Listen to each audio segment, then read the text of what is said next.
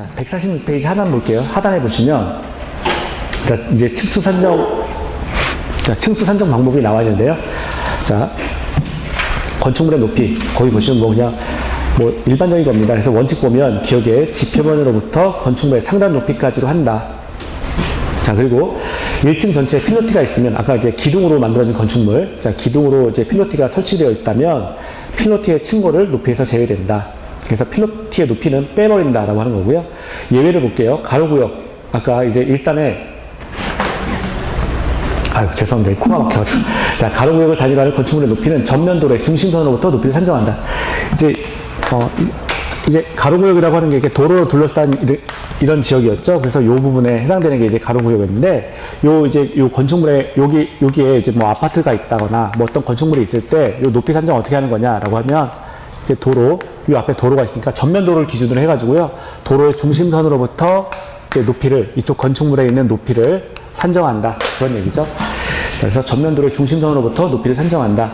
자, 그리고 니은에 보시면, 자, 건축 면적의 8분의 1 이하인 그 경우로서 그 부분의 높이가 12m를 넘는 경우에는 그 넘는 부분만 해당 건축물의 높이에 산입한다. 자, 예를 들어서 이쪽 이제 보통 아까 우리가 일개층을 어떻게 했습니까? 하나의 층은 이제 4m의 높이로 산정하는 거죠. 4m의 높이로 산정하는데 지금 보면 여기 예를 들어서 이쪽 여기 건물이 이렇게 있는데 이 건물 위에 여기 옥탑이 이렇게 있다는 거예요. 옥탑이 이렇게 있습니다. 그런데 우리 옥탑 같은 경우는 이제 이거 위에서 볼게요. 위에서 보면 이제 평면을 보면 이게 옥상이 이렇게 있을 거고요. 옥상이 이렇게 있을 거고, 그 다음에 여기 옥탑이 이렇게 들어와요. 옥탑이 이렇게 있는데, 이 바닥 면적 산정할 때에도 옥탑의 바닥 면적, 이 전체 옥상 면적이 이렇게 나올 거 아니에요. 그러면 전체 옥상의 바닥 면적의 8분의 1을 넘어가면 안 됩니다. 옥탑을 설계할 때는. 옥탑이라든가, 뭐, 일반적으로 옥상 위에 이제 설치하는 탱크탑, 아무튼 무슨 탑 종류가 딱 들어올 때는 이 전체 옥상 면적의 8분의 1을 넘어가면 안 되는 거예요. 그래서 왜 일반적인 주택 가보면 위에 옥상 이렇게 옥탑 했는데, 이 옥탑 좀 크게 하지 왜 이렇게 작게 했어? 뭐 이런 말들 하거든요. 8분의 1 넘어가면 안 되는 거예요. 왜냐면 8분의 1이 넘어가면 하나의 층으로 봅니다. 그때는. 하나의 층으로 간주하기 때문에 이 전체 옥상 이 바닥 면적의 8분의 1 이하로만 여기 옥탑이 이렇게 올라갈 수가 있어요. 근데 지금 여기서 나오는 건 뭐냐면 이 바닥 면적 얘기가 아니고 이 높이 얘기예요. 높이 얘기. 그래서 여기 옥탑의 높이가 그러니까 옥탑을 설계할 때, 옥탑을 지을 때 전체 옥상 바닥 면적의 8분의 1 이하를 넘어가서는 안 되고요. 그럼 넘어가면 하나의 층이 돼버리니까 자, 면적은 8분의 1을 넘어가면 안 되고 높이 같은 경우는 여기 보면 12m라고 나왔죠. 자, 그래서 높이가 12m를 넘는다. 만약에 옥탑을 옥상이 이렇게 있어요. 이 건물이고 이게 건물의 옥상이 이렇게 올라왔는데 옥상의 높이가 예를 들어서 12m가 넘어간다. 옥상의 높이가 12m를 넘어가서 예를 들어서 여기 이쪽에 한 15m라고 한번 가정해 볼게요. 이게 전체가 이제 한 15m다라고 하면 여기 넘어가는 부분 12m 이상 3m짜리가 넘어간 거죠. 그러니까 3m만 하나의 3m만 전체 건축물 높이 H가 있을 텐데 여기 H에다가 여기 3m를 더해주는 거예요. 그러니까 전체 건축물의 높이를 계산할 때는 기본적으로 이제 본 건물이죠. 본 건물 여기 H미터에다가 여기 15m라고 한다면 여기 12m를 총합한 건 3m니까 3m를 더해서 자, 요만큼이 지금 이 건축물의 높이다라고 보는 거죠. 면적은 8분의 1을 넘어가서는 안 된다라는 단서가 있고요. 그리고 그 옥탑 같은 경우는 일반적으로 12m를 넘어가서는 안 된다라고 하는 한계점이 있어요. 그러니까 높이는 12m, 그리고 면적은 8분의 1, 그 얘기입니다. 자, 그리고요.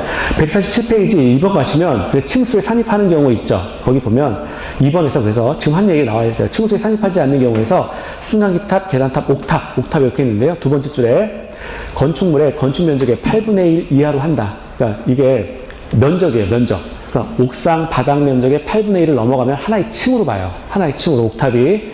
자, 그래서 8분의 1 이하일 것, 요거는 보시고요. 14번 가면 이제 특별건축구역 있죠. 자, 요거는 특별건축구역이라고 하는 거는 설계자 마음대로 자유롭게 한번 지어봐라 라고 해서 그 건축물의 일단 제한 자체를 풀어버리는 거죠. 그런 구역을 특별건축구역이라고 합니다. 그래서 1번에 보면 조화롭고 창의적인 건축물의 건축을 위해서 자, 두 번째 줄 끝에요. 밑줄 보인데 일부 규정을 적용하지 아니하거나 완화 또는 통합해서 적용할 수 있는 자, 특별히 지정하는 구역을 말합니다. 그러니까 자유롭게 설계할 수 있게 봐주는 지역이죠. 그런 지역을 이제 특별건축구역이라고 합니다. 자, 누가 지정하느냐? 자, 두 번 밑에 줄이요. 국장, 시도지사가 지정한다. 자, 그 밑에 줄. 국장 또는 시도지사가 특별건축구역을 지정할 수 있다. 네, 넘어가시면 돼요. 넘어가시면. 148페이지 가시면, 자, 그런 건축물은 도대체 뭐가 있느냐? 양가로 2번에서요. 특례사항을 적용해서 건축할 수 있는 건축물. 자, 그래서 국가 또는 지방 자치단체가 건축하는 건축물. 그래서 주로 이제 국가 사업으로 운영하는 건축물이 이제 당연하겠죠. 자, 그리고 공공기관이 건축하는 건축물이 있고요. 그리고 밑에 보면 허가권자가 인정하는 건축물 이렇게 해서 이 정도가 있습니다. 그 예를 외우는 건 아니고요. 자, 넘어갈게요. 149페이지 갑니다. 149페이지 가시면 15번에 특별가로 구역이 있어요. 아까 일단의 도로로 둘러싸인 그 지역을 특별가로 구역이다라고 했는데요. 거기 보시면 이제 건축물의 구조, 그 설계 자체가 어느 정도 자유롭다고 그랬어요. 지정권자 보면 국장이나 허가권자가 특별가로 구역을 지정할 수 있다 해놓고요. 지정사유 보면 끝에 일부 규정을 적용하지 아니하거나, 그러니까 건축법에 일부 규정을 적용하지 아니하거나 완화해서 적용할 수 있도록 한다. 그래서 경관지구, 지구 단위 계획 구역 중 미관지구를 위해서 필요하다고 인정되는 구역에 특별 가로 구역을 지정할 수 있다. 경관지구나 지구 단위 계획 구역을 대상으로 한다. 이거 하나만 좀 기억하시고요. 자, 나머지는 뭐 이행정제금 나와 있는데 이건 그냥 잠 안 오는 시트 한번 읽어보세요. 잠 안 오는 시트. 그래서 건축법은 처음에는 이제 외울 게 많죠. 외울 게 많은데 어느 정도 그냥 외워주시면 돼요. 그래서 6문제 나오는데 우리가 5문제를 맞추실 수 있어요. 5문제. 건축법은 그냥 단순 암기라서 이제 문제가 되는 게 이제 도정법이었죠. 도정법 같은 경우에는 반만 맞추세요. 반만. 목표가 반인 거예요. 그래서 그 반만 맞추시면 되고요. 시간이 조금 남아서 저기 주택법은 넘어가고요. 저쪽에 농지법 볼게요. 농지법. 농지법은 이제 2문제 나옵니다. 농지법 2문제 나오는데 우리 목표는 1문제예요. 1문제. 거기 보면 앞에 농지의 이용이 있고요. 뒤에 파트로 가면 농지의 보존 파트가 있어요. 그래서 이용 파트에서 한 문제가 나오고 보존 파트에서 한 문제가 나옵니다. 그러니까 앞에서부터 이용까지가 한 문제고요. 보존 이유가 이제 한 문제가 나오는 거예요. 근데 앞에 거를 맞추시는 거예요. 앞에 거. 농지의 이용까지 여기까지 봐서 한 문제를 맞추시는데 이것도 그냥 OX입니다. OX. 별로 어려운 거 아니고요. 자, 그 188페이지부터 볼게요. 딱 10분만 더 하겠습니다. 188페이지 보시면 자, 농지 해가지고 이제 그 정의가 나오는데 정의는 좀 외우셔야 돼요. 전, 답 또는 과수원. 그 밖에 법적 지목을 불문하고. 그러니까 전이라고 하는 거는 이제 밭이고요. 답이라고 하는 거는 물이 들어가 있는 지역을 답이라고 합니다. 그래서 대표적인 논이고요. 그리고 뭐 저수지 이런 것도 다 답이에요. 그래서 자, 전, 답 또는 과수원. 그 밖에 법적 지목을 불문. 자, 이건 별표하시고요. 지목에 관계가 없다는 거예요. 지목은 땅 이름인데 현재 우리나라에 지목은 28개가 있어요. 근데 관계 없다는 거예요. 관계 없고 실제로 여기서 중요한 거예요. 실제로 농작물 경작지 또는 다년생 식물 재배지로 이용되는 토지를 말한다.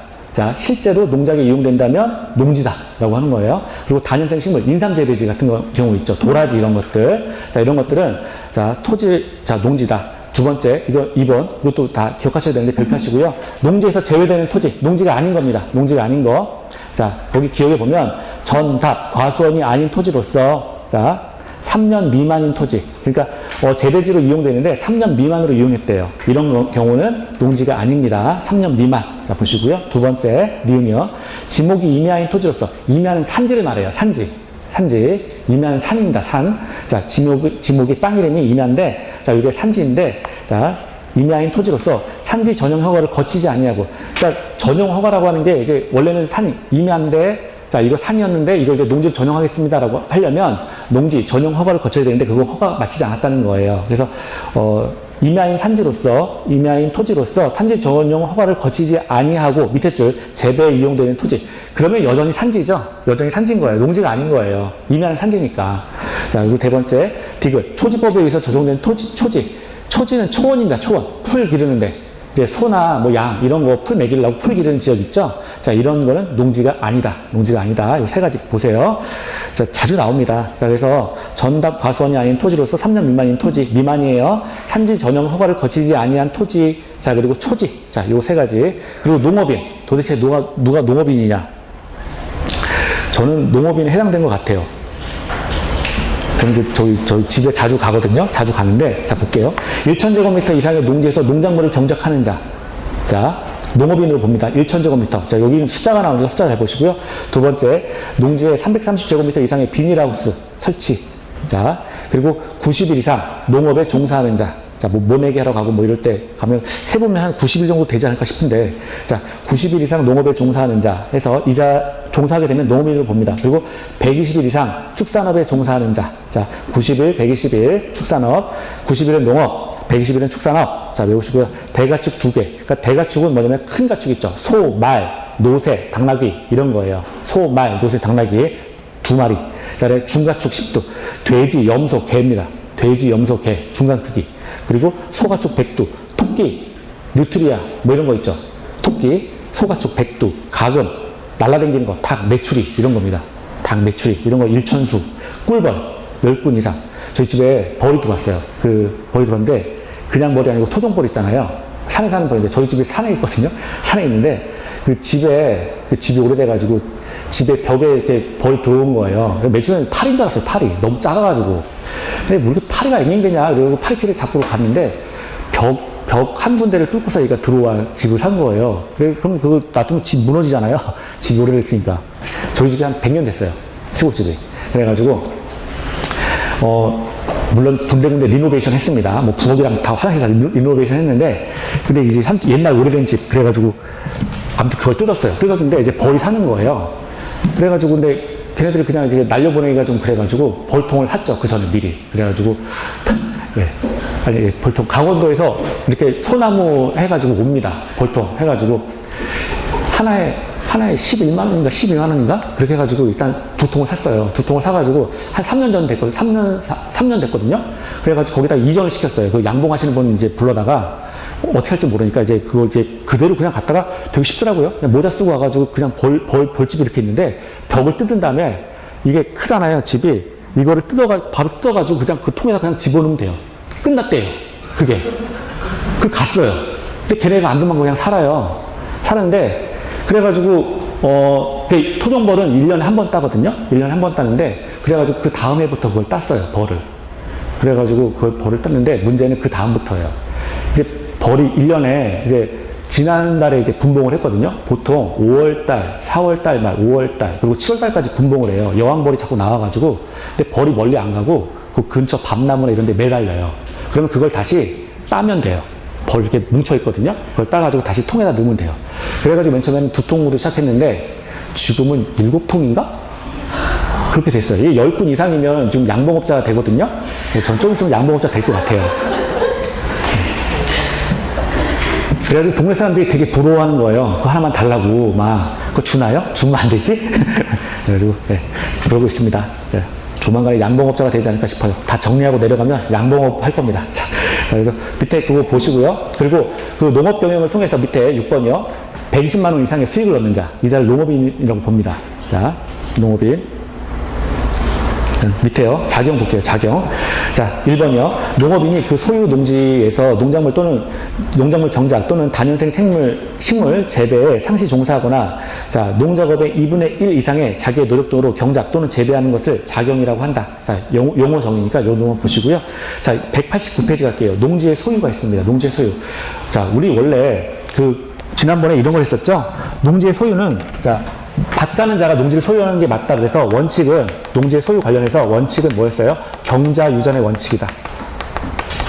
경자유전. 자, 밭을 가는 자가 농지를 소유하는 게 맞다라고 하는 게 이제 경자유전의 원칙이에요. 근데 이제 예외가 있다는 거예요. 예외가 있는데 예외 몇 가지만 좀 기억하세요. 자, 국학주상 8당 뭐 이렇게 외우시면 되는데 국학주상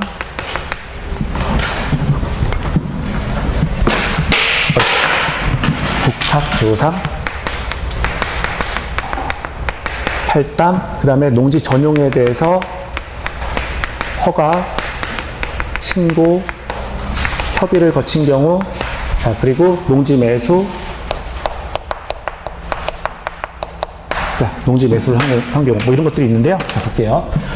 이제 국가는 뭐 언제나 그 왕이죠. 자기 마음대로 이제 밭을 가지는 않지만 국가는 소유할 수 있다. 그리고 학교도 마찬가지로 뭐 연구지나 실습지, 시험지 이런 것들을 쓰기 위해서 농지를 소유할 수가 있습니다. 된다는 거예요. 밭 안 가도 된다. 자 그리고 이제 자 주말 체험 영농이죠. 주말 체험. 뭐 일주일에 한 번씩 가가지고 뭐 이렇게 뭐 밭 간 거 체험해보고 하는 거 주말 체험 영농 이런 것들을 위해서도 이제 그 경자유전의 원칙의 예외다. 그리고 상속을 받은 경우 토지를 상속받은 경우 이런 것도 가능합니다. 그리고 8년 이상 경작 후 이동한 경우예요. 그러니까 그 이전에 이제 시골 살면서 8년 동안에 이제 8년 이상으로 이제 농사를 지었다는 거죠. 그러다가 뭐 도시로 이주하거나 또는 농사 안 짓는 지역으로 이주한 경우, 이런 경우도 가능하다라고 하는 거고요. 담보농지가 있습니다. 담보농지. 담보농지는 뭐냐면 이제 주로 금융기관이 소유한 토지를 담보농지라 그래요. 이거 뺏는 거죠, 사실은. 그러니까 우리가 시골에서도 돈 빌릴 때 보면 농업 가서 사람들 다 대출 받거든요. 근데 농협에서 그냥 얼굴 보고 빌려주는 거 아니라 땅 있으신가요? 라고 처음에 담보로 잡는다는 거예요. 그게 이제 저당권 설정하는 거예요. 저당권 설정. 그래서 그 농지 돈을 빌리는 사람은 저당권 설정자가 되는 거고 농협은 저당권자가 되는 거죠. 그래서 예정한 기간 내에 돈을 갚지 않으면 그 토지 이제 빼가는 겁니다. 그게 담보농지예요. 그래서 금융기관이 소유한 토지를 담보농지라고 합니다. 그래서 국가, 학교, 주말체험, 상속, 그리고 8년 이상 경작 후 이농, 그리고 담보농지의 경우, 그리고 농지 전용에 대해서 자 허가나 신고나 그리고 협의를 끝마쳤다면 이런 경우도 지금 경자 유전의 원칙의 예외다. 그리고 농지를 매수한 경우 또 하나, 그리고 매립농지 같은 경우도 있죠. 매립농지를 소유한 경우에도 자 예외적이다. 그래서 그 앞에 두 문자 따서 외우시면 돼요. 자 기업의 국가, 지자체가 소유한 경우 국학, 학교, 그다음에 디귿에 보면 주말체험, 영농, 자 이거 하려고 농지 소유하는 경우 상속, 자 그리고 8년 이상 경영 후 이농, 그리고 담보농지 허가, 신고, 협의를 마친 경우, 그다음에 하나 더 있으면 자 지역 하나 볼까요? 개발사업지구에 1,500제곱미터 미만의 농지를 소유하는 경우, 자 요거 하나 이제 기억하시고요. 그리고 저기 매립농지 맨 밑에 그리고 토지 수용으로 해서 농지를 취득하는 경우, 자 여기까지 여기까지 외우시면 더 외우실 것도 없어요. 자 이런 경우에는 지금 경자 유전의 원칙으로서 토지를 소유할 수 있다, 농지를 소유할 수 있다라고 하는 거고요. 거기 다음 페이지 보시면 농지 소유 상한이 있어요. 농지 소유 상한은 요 세 가지 외우시면 돼요. 자 주상팔 요거 외우십니다. 주상팔. 자, 주말 체험 영농을 목적으로 토지를 소유하는 경우, 자, 그리고 상속을 원인으로 해서 토지를 소유하는 경우, 8년 이상 경작 후, 자, 이농하는 경우, 자, 이런 경우에 우리 아까 그 경자유전의 원칙의 예외다. 그래서 농지를 소유할 수 있다 그랬는데, 주말 체험 같은 경우에는 1,000제곱미터 미만이죠. 1,000제곱미터 미만. 그리고 요 두 가지, 상속이나 8년 이상 경작 후 이농. 자, 요런 경우죠. 요런 경우는 지금 1만 제곱미터 이내죠. 1만 제곱미터 이내.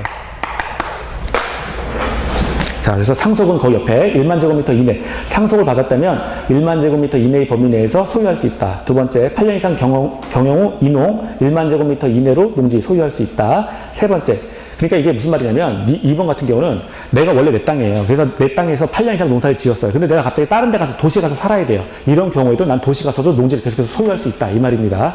근데 이때 1만 제곱미터 이내로 소유하라 라고 하는 거고요. 주말 체험 영농을 하려는 자 1,000제곱미터 미만입니다. 자, 됐고요. 밑에 농지 취득 자격 증명이 나와 있죠. 자, 요거 한번 볼게요. 농지 취득 자격 증명. 우리가 기본적으로 농지를 소유하려면 뭐 해야 돼요? 농지는 이제 부동산이잖아요. 그럼 기본적으로 등기를 해야 되겠죠. 등기를 해야 됩니다. 등기를 해야 되는데 이게 대상이 농지다 보니까 농지 취득 자격증명이라는 게 하나가 더 붙어야 된다는 거예요. 그래서 농지 취득 자격증명을 얻어야 되죠. 그래서 기본적으로 농지라면 토지에 대해서 등기를 하고 그 다음에 농지 취득 자격증명을 얻어야 돼요. 근데 이 농지 취득 자격증명을 얻으려면 그냥 얻는 게 아니라 농업 경영 계획서라는 걸 작성해야 되죠. 농업 경영 계획서를 작성해서 자, 지금 시장 맞나요? 구청장, 읍장, 면장인데 맞죠? 자, 시장, 구청장, 읍장 그리고 면장한테 이 농업 경영 계획서를 작성해서 제출하면 이 시장, 구청장, 읍장, 면장이 4일 내에 통지를 해주는 거예요. 요걸 이제 준다는 거예요. 농지 취득 자격증명을 이렇게 이 사람한테 줍니다.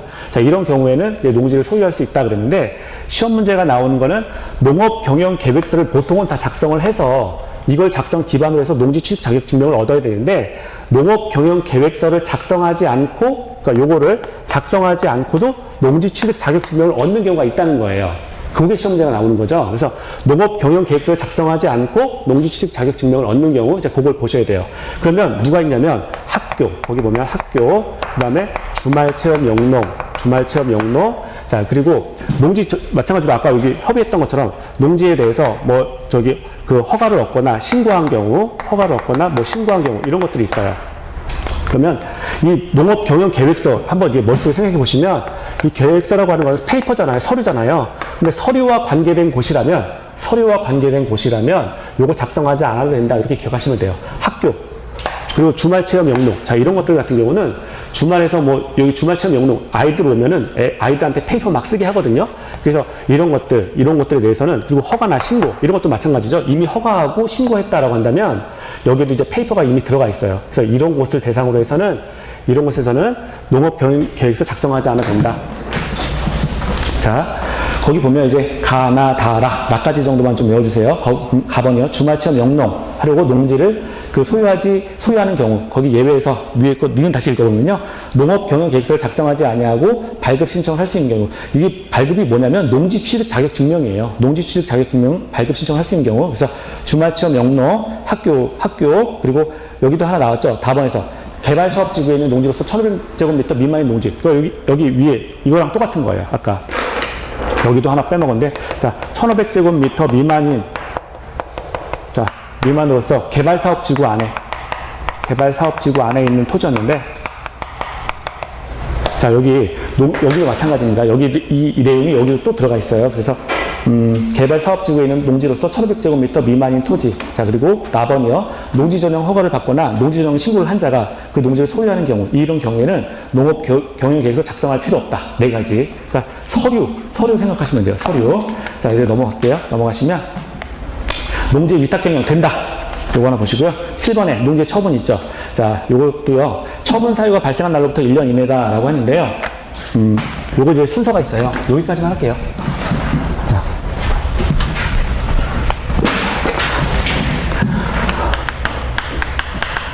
농지 처분 사유가 발생하면요. 1년 이내 농지를 처분해야 됩니다. 근데 사람이 오기가 있지 처분 사유가 발생한다고 해서 바로 처분하겠어요? 처분하지 않는다는 거예요. 그래서 농지 처분 사유가 생기면 1년에 그 해당 농지를 처분해야 되는데 처분하지 않습니다. 처분하지 않으면 처분 명령이 내려져요. 두 번째 단계가 처분 명령이에요. 근데 이제 처분 명령이 내려졌다고 바로 하나요? 안 한다는 거예요. 처분 명령이 내려지고 처분 명령에 대해서 이행하지 않으면 6개월 있다가 6개월 후에 이행 강제가 들어갑니다. 이행 강제금이 부과가 돼요. 100분의 20 범위 내에서. 원래 토지 가격의 100분의 20 범위 내에서 이행 강제금을 해마다 부과를 한다는 거예요. 그래서 순서가 이렇게 3가지가 됩니다. 농지 처분 사유가 발생하면 1년 이내에 농지를 처분해야 되는데 처분하지 않으면 처분 명령이 내려지고요. 처분 명령에 대해서 또 이행하지 않으면 6개월 있다가 이행 강제금을 부과시키는 거예요. 이행 강제금을 부과한다. 100분의 20 범위 내에서 토지 가격의 100분의 20입니다. 그러면 농지 처분 사유가 뭐냐? 자, 요 몇 가지 한 5가지 있는데 좀 기억을 해 두셔야 돼요. 농지 처분 사유라고 하는 거는요. 첫 번째, 해당 농지를 농업 경영에 이용하지 않는 겁니다. 농업 경영에 이용하지 않는다. 그럼 처분 사유가 되는 거겠죠? 그리고 두 번째요. 농지 전용 허가에 대해서 전용에 대해서 허가나 또는 신고를 하고요. 2년 내 착수하지 않습니다. 2년 내 착수하지 않는다. 그리고 세 번째, 농지 소유 상한이 있었잖아요. 농지 소유 상한. 예를 들어서 뭐 상속 같은 경우, 상속을 받거나 소유 상한이 있었는데 그 소유 상한을 초과한 경우, 농지의 소유 상한을 초과한 경우에도 그 초과한 부분에 대해서 농지를 처분해야 돼요. 그래서 농지 소유 상한을 초과한 경우, 자, 이런 경우도. 그리고 네 번째, 그 농업회사 법인이 있죠. 자, 농업회사 법인이 있는데 이 회사 법인이 정관에서 정한 일정한 요건을 갖추지 못한 경우, 이런 경우에도 농지는 처분해야 됩니다. 자, 그리고 5번째, 학교 등이 이제 농지를 소유할 수가 있었는데 학교가 예를 들어서 실습지라든가 이렇게 학교 등이 그 농지를 소유함에 있어서 그 목적대로 학교 등이 이제 목적대로 농지를 사용하지 않는 경우, 자, 이런 경우에는 농지의 처분 사유가 돼요. 그래서 한 5개 정도만 좀 기억을 하세요. 이런 사유가 발생했는데 처분하지 않으면 처분 명령이 내려지는 거고요. 6개월 있다가 이행강제금이 부과된다. 자, 그런데 처분 명령이 내리면 이 처분 명령이 내리면 농민이 할 수가 없죠. 바로 할 수가 없어요. 그래가지고 농민은 어떻게 되느냐? 농민이 이제 토지 소유자죠. 농지 소유자. 이 농지 소유자는 지금 땅을 팔아야 되는데 땅이 안 팔리는 거예요. 농지 소유자는 한국농어촌공사입니다. 한국농어촌공사. 농어촌공사를 상대로 해서 내 땅 사가라고 해서 토지 매수를 청구한다는 거예요. 토지 매수. 그래서 토지 매수에 들어갑니다. 토지 매수를 청구합니다. 그러면 한국농어촌공사는 농지 소유자로부터 토지를 매수해야 돼요. 토지를 매수해야 되는데 이때 매수 시가가 문제가 돼요. 그럼 얼마에 매수하는 거냐? 매수 가격은요. 자, 실제 거래가가 있을 거고요. 실제 거래 가격이 있을 거고, 그 다음에 공시지가가 있을 거예요. 국가에서 발표하는 이제 공시지가가 있는데, 요거 둘 가운데 낮은 가격. 둘 가운데 낮은 가격으로 농지를 매수해야 됩니다. 매수하는 거예요.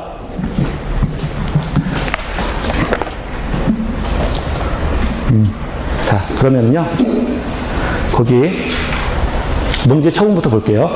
자, 처분 의무 대상. 처분 사유가 발생한 날부터 1년 이내. 자, 처분해야 된다. 자, 기억이요. 끝에 정당한 사유 없이 자기 농업 경영에 이용하지 아니한 때.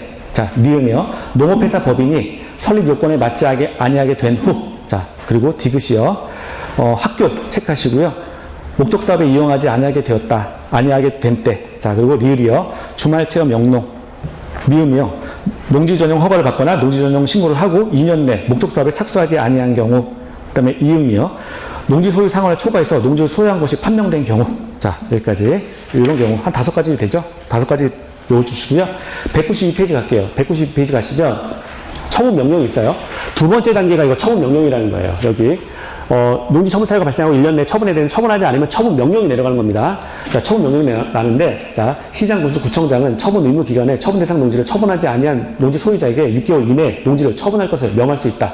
자, 6개월 내에 처분해라. 그래서 6개월 내에 처분해야 되는데 처분하지 않으면 자, 이래 6개월 있다가 이행 강제금이 부과가 되는 거예요. 자, 그래서 매수 청구 보면 농지 소유자가 한국농어촌공사를 상대로 매수 청구한다. 내 땅 사가라고 하는 거죠. 매수 가격은 자, 거기 보면 거기 공시지가를 기준한다 그랬는데요. 실제 가격이 공시지가보다 낮으면 실제 거래 가격 기준한다. 그래서 공시지가하고요. 그 실제 거래가를 비교했을 때 낮은 가격으로 매수하는 거예요. 낮은 가격으로 매수한다. 자, 그리고 처분 명령의 유예가 있는데 3년간 직권으로 유예할 수 있다. 자, 요거 한번 봐주시고요.